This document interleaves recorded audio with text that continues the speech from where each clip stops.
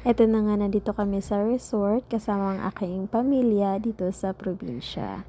First time ni Afam na umuwi dito sa probinsya at makita at makasama ang aking pamilya. Eto nga pala, kasama ang aking mga tito, tita at mga kapatid at mga pamangkin at mga kapitbahay.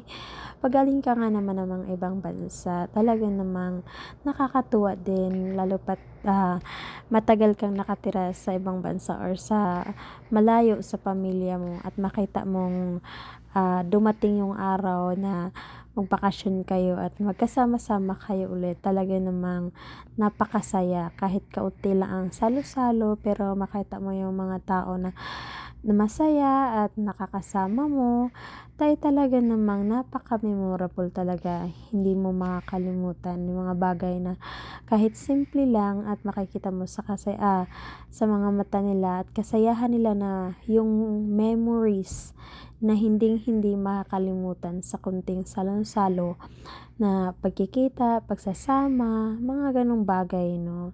Kaya naman talagang sulit na sulit ang aming bakasyon dito sa probinsya, na kahit ilang araw lang, at ito pala ay third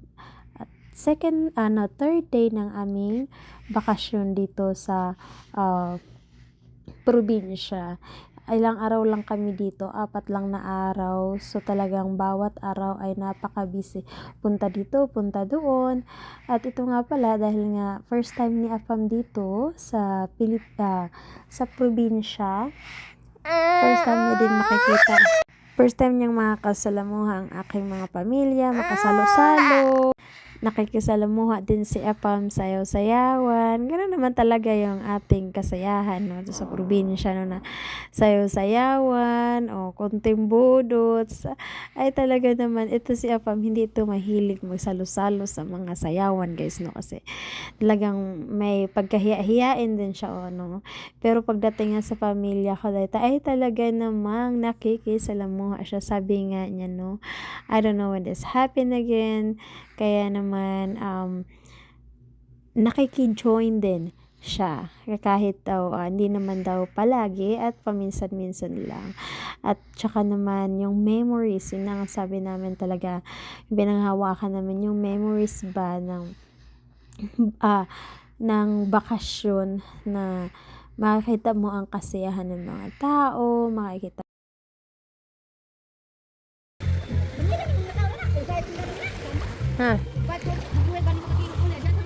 How's Crimson? How's Crimson? Hi! Hi, Crimson! Are you having fun, Crimson, Mama? Hi! Wow! Wow! Wow, Mama! Sige naman! Ito na nga, mas pinili ng aking mga tita tsaka mga pinsan, kaibigan at mga pamangkin ng iba day, no, na maligo sa dagat kaysa swimming pool. Meron namang swimming pool day dito sa resort, iba-ibang swimming pool, guys, no, pero mas pinili pa rin nila yung dagat kasi talaga namang vitamin C ang dagat, guys, atong katawan, guys, no. Lami jud dili kis tugsog la dagat, labi pag makapawa pud ni sa panuhot ning dagat, guys, no. Ay talaga namang napakaganda din paminsan. At kahit si Apam talaga dito day, hindi man siya masyadong yung clear na tubig, kay lubog talaga. Lubog na dagat man jud anyway. Hindi man pero mas pinili ni Apam na dito maligo sa dagat din, no. Kasi pangpawala ta gini si panuhot day.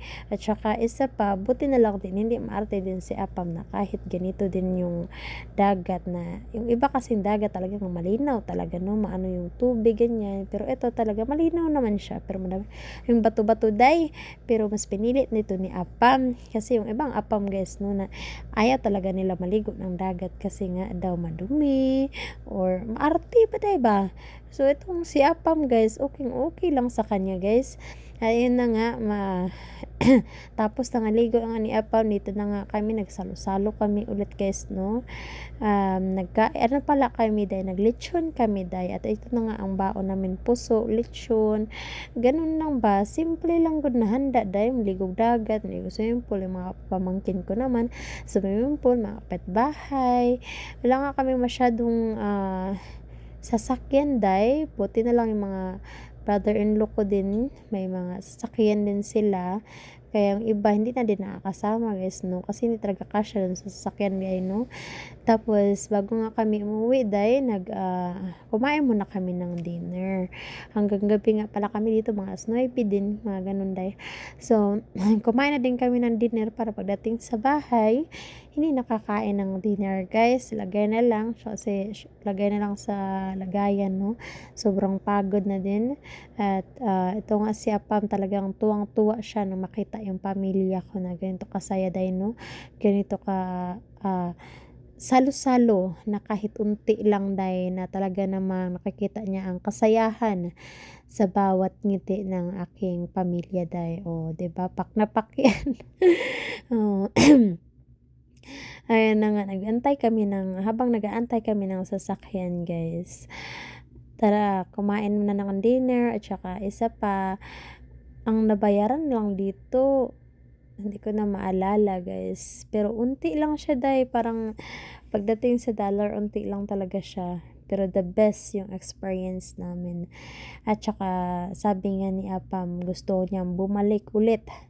Siya na talagang request na balik daw ulit sa Pilipinas.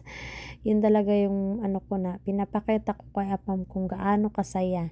O, diba, pak na pak. So may piso wifi pala din dito sa resort guys, kaya may internet din. Kaya naman yung iba din naghahanap din ng yung iba na may naghahanap ng kanta sa YouTube, mga ganun din, kasi may internet, so live din ganun. So napakasaya na to sa resort dahil hindi siya boring ba, kasi may internet, may video, okay, may swimming pool, tabi ng dagat, hindi boring dahil. Kaya gustong-gusto namin apantas dito pala dahil, bawal kang bumili ng beer sa labas, no. Siguro negosyo din to ng resort, no, kasi pag bumili ka ng beer guys, kailangan mong yan, sa uli guys, pero kailangan mong bumili talaga ng beer sa kanila guys. At saka isa pala, pag bumili ka pala ng beer sa labas, talagang magbabayad ka sa resort dahil sa loob ng kung ilang case yung beer na dinala mo, babayaran mo yun. Kasi kailangan dapat bumili ka ng beer sa kanila dahil, diba, business dahil. Ganun yung patakaran ng resort na kami hindi namin alam yun kasi first time nga namin. Talagang bumili na kami ng beer sa labas, at saka mura lang din kasi sa labas. So dito sa resort may patong na. Hindi namin alam yun, kaya nagbayad na lang kami at bumili na lang din kami ng beer sa kanila, no, kasi para din walang so yun lang, bye bye.